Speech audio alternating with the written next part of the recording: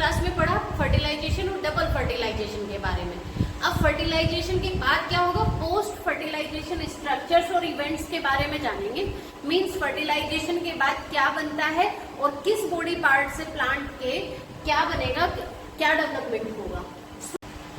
बच्चों ओवरी किस में कन्वर्ट हो जाएगी, फ्रूट में। ओवरी वॉल जो है वो किस में कन्वर्ट हो जाएगी, फ्रूट वॉल में। यानी कि जो आप फ्रूट खाते हो तो उसकी जो वॉल है वो किसकी बनी हुई है, ओवरी वॉल का मॉडिफिकेशन है, वो बन गई उसमें।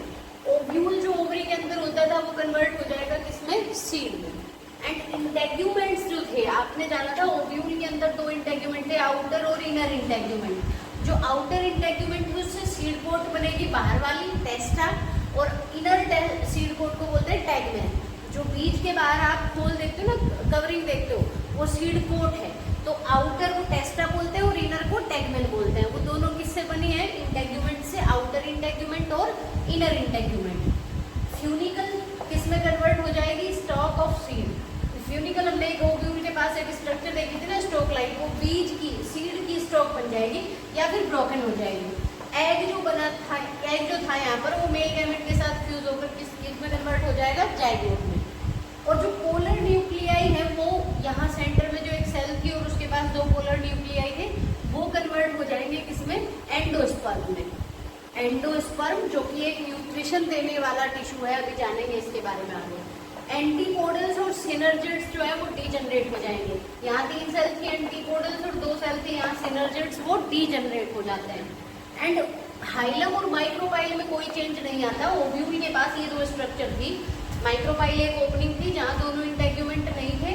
उससे क्या होता है, सीड जर्मिनेशन के दौरान पानी एब्जॉर्ब किया जाता है, पानी एंटर करता है सीड के अंदर। जब सीड वाटर एब्जॉर्ब करता है जर्मिनेशन के लिए, तो वो किसके थ्रू जाता है, माइक्रोपाइल के थ्रू जाता है। एंडोस्पर्म का डेवलपमेंट। एंडोस्पर्म क्या चीज है बच्चों, हमने जाना था this is embryo site. Ovary और ओव्यूल के अंदर क्या एम्ब्रियो साइट है, जहाँ पर एक एग सेल के साथ क्या फ्यूज हुआ था, मेल गैमेट, तो जाइगोट बना था। और पोलर न्यूक्लियाई के साथ आके एक मेल गैमेट फ्यूज हुआ था, तो एक स्ट्रक्चर हमने बताई थी, प्राइमरी एंडोस्पर्म न्यूक्लियस। वो प्राइमरी एंडोस्पर्म न्यूक्लियस अब एक टिश्यू में बदलेगा जिसको बोलेंगे एंडोस्पर्म। और वो एंडोस्पर्म डेवलपिंग जाइगोट को एम्ब्रियो बनाना है। यहाँ क्या बनना है, अंदर एम्ब्रियो बनना है, ये सीड बनना है। सीड को जब हम बोएंगे तो नया प्लांट बनना है, तो अंदर एम्ब्रियो है। एम्ब्रियो जाइगोट से बनेगा। जाइगोट किससे बना, एग और मेल गैमेट के मिलने से। उसको नरिशमेंट देने के लिए एक स्ट्रक्चर बनती है एंजियोस्पर्म में, जिसको बोलते हैं एंडोस्पर्म। और ये एंडोस्पर्म जो है वो ट्रिप्लोइड स्ट्रक्चर बनी थी। हम जानते हैं ट्रिप्लोइड क्यों बनी थी, बिकॉज दो तो पोलर न्यूक्लियाई थी और एक मेल गैमेट, तो तीन सेट मिलेंगे क्रोमोसोम के, तो वो एक ट्रिप्लोइड स्ट्रक्चर बन गया। उससे एंडोस्पर्म नाम का एक टिश्यू डेवलप होना है। तो सबसे पहले उसमें क्या होगा, न्यूक्लियर डिवीजन होंगे मल्टीपल टाइम्स, 4 बार सक्सेसिव, तो एक फ्री न्यूक्लियर स्टेज बन जाएगी। अब इसी बेसिस पर 3 तरह का होता है बच्चों एंडोस्पर्म का डेवलपमेंट, फ्री न्यूक्लियर, सेलुलर और हेलोबियल। फ्री न्यूक्लियर नाम से जैसे तुम्हें समझ में आ रहा होगा, या न्यूक्लियर और सेलुलर में क्या डिफरेंस है। इसमें तो क्या होगा, न्यूक्लियर में ये डेवलपमेंट है कैसा कि ये सबसे पहले यहाँ देखो, ये क्या बन गई, एक ट्रिप्लोइड सेल बन गई जिसको प्राइमरी एंडोस्पर्म सेल बोलते हैं। और यहाँ इसी के साथ लगा हुआ है एम्ब्रियो, एम्ब्रियो इसके साथ रहेगा। पहली बात, पहले एंडोस्पर्म डेवलप होता है, एम्ब्रियो बाद में कंप्लीट होता है उसका डेवलपमेंट, बिकॉज एम्ब्रियो को नरिशमेंट किसको देना है, एंडोस्पर्म को, तो पहले ये बनेगा। तो एम्ब्रियो इसके साथ साथ लगा रहेगा। एक न्यूक्लियस 2 न्यूक्लियस में डिवाइड हुआ, यहाँ बहुत सारे न्यूक्लियाई में डिवाइड हो गया और ये डेवलप हो गई क्या, वैक्यूल और बहुत सारे न्यूक्लियस, जिसमें इस कंडीशन में रहता है कि न्यूक्लियर डिवीजन तो चलता रहता है बट सेल वॉल फॉर्मेशन नहीं होता। क्या नहीं होता है, सेल वॉल साथ साथ नहीं बनती है, केवल न्यूक्लियस डिवाइड होते जाएंगे, मल्टीपल न्यूक्लियाई बनते जाएंगे, तो उसे बोलेंगे न्यूक्लियर, फ्री न्यूक्लियर या न्यूक्लियर टाइप का। ऐसा एंडोस्पर्म लिक्विड एंडोस्पर्म होगा बच्चों, और इसके पास 2 चीज होगी, न्यूक्लियस होंगे बहुत सारे और एक फ्लूइड होगा। मेज में, व्हीट में, राइस, सनफ्लावर और कोकोनट में इस तरह का एंडोस्पर्म देखने को मिलेगा आपको, जिसमें वॉल फॉर्मेशन साथ साथ चलेगा न्यूक्लियर डिवीजन के साथ। न्यूक्लियस भी डिवाइड होते जा रहे हैं और वॉल भी बनती जा रही है साथ साथ, वो होगा सेलुलर टाइप का। मोस्टली डाइकोट्स में इसी तरह का पाया जाता है। हेलोबियल टाइप का कैसा होगा बच्चों, ये दोनों तरह का है, इसमें न्यूक्लियर भी हो रहा है और सेल वॉल फॉर्मेशन भी हो रहा है, यानी सेलुलर भी। जब दोनों एंडोस्पर्म होंगे, न्यूक्लियर भी और सेलुलर भी, उस कंडीशन को क्या कहेंगे? हेलोबियल। हेलोबियल में क्या है बच्चों? इस तरह से देखो, ये एम्ब्रियो है और ये पहले क्या हुआ? न्यूक्लियस 2 न्यूक्लियाई में डिवाइड हुआ और दोनों न्यूक्लियाई के बीच क्या बन गई? वॉल बन गई। फिर ये और न्यूक्लियस में न्यूक्लियाई में डिवाइड हुआ। ऐसे बहुत सारे न्यूक्लियाई है, तो न्यूक्लियर कंडीशन हो गई और सेल भी 2 बन रही है, तो सेल वॉल बनने की वजह से ये सेलुलर कंडीशन भी हो गई।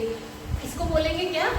हेलोबियल टाइप का। केवल कुछ मोनोकोट्स में इस तरह का पाया जाता है। अब कोकोनट से क्वेश्चन बन सकता है बच्चों, कोकोनट में दोनों है, सेलुलर भी है और कैसा है? फ्री न्यूक्लियर भी है।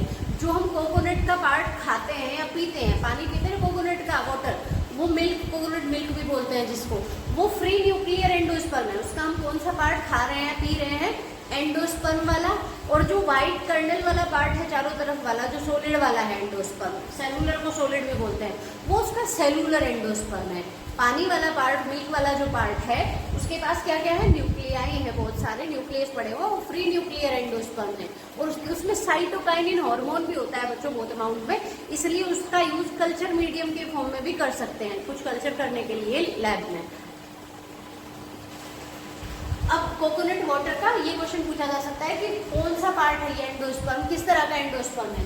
तो उसका जो वाटर वाला पार्ट है वो फ्री न्यूक्लियर एंडोस्पर्म है, जो व्हाइट कर्नल वाला पार्ट है वो सेलुलर एंडोस्पर्म। एल्यूरोल लेयर क्या है? कभी कभी एंडोस्पर्म की जो आउटर मोस्ट लेयर है कुछ, वो कैसी हो जाती है? थिक वॉल वाली और नॉन वैक्यूलेटेड साइटोप्लाज्म वाली। मॉर्फोलॉजिकली और फिजियोलॉजिकली कुछ मॉडिफाई हो जाती हैं, कुछ चेंज आ जाता है, उनमें डिफरेंट हो जाती है, उसको एल्यूरोल लेयर्स कहते हैं। और ये एल्यूरोल लेयर्स के पास एल्यूरोल ग्रेन्स या ग्रेन्यूल्स होते हैं जो प्रोटीन रिच होते हैं, जिनके पास बहुत प्रोटीन होती है। ऐसा ग्रासेस वगैरह में देखने को आपको मिलेगा, सीरियल्स में देखने को मिलेगा, व्हीट वगैरह में। अब 2 तरह के सीड होते हैं बच्चों एंडोस्पर्म के बेसिस पर, एंडोस्पर्मिक या एल्बुमिनस और नॉन एंडोस्पर्मिक या एक्स एल्बुमिनस। कुछ सीड्स में तो क्या है, जो एंडोस्पर्म है वो एम्ब्रियो के डेवलपमेंट में ही सारा खर्च हो जाता है। जिनका सारा खर्च हो जाएगा उन्हें कहेंगे नॉन एंडोस्पर्मिक या एक्स एल्बुमिनस सीड। और जिनका कुछ एंडोस्पर्म बचा रह जाता है एम्ब्रियो को नरिशमेंट देने के बाद भी, मतलब सीड में भी एंडोस्पर्म वाला पार्ट बचा रह जाता है, उसको बोलते हैं एंडोस्पर्मिक या albuminous seed. Coffee, Poppy, custard, गेहूं में जितने भी सारे आपके सीरियल्स हैं, अनाज हैं उनमें, और कोकोनट में, ग्रासेस में, इनमें एंडोस्पर्म बचा रह जाता है एम्ब्रियो डेवलपमेंट के बाद भी, सीड में भी मिलेगा आपको देखने को। एक्स एल्बुमिनस के एग्जांपल होंगे पल्सेस, दालें, मैंगो, कुकुरबिट्स और मनी प्लांट, ऑर्किड्स। इनमें क्या होता है? सारा खर्च हो जाता है डेवलपमेंट में।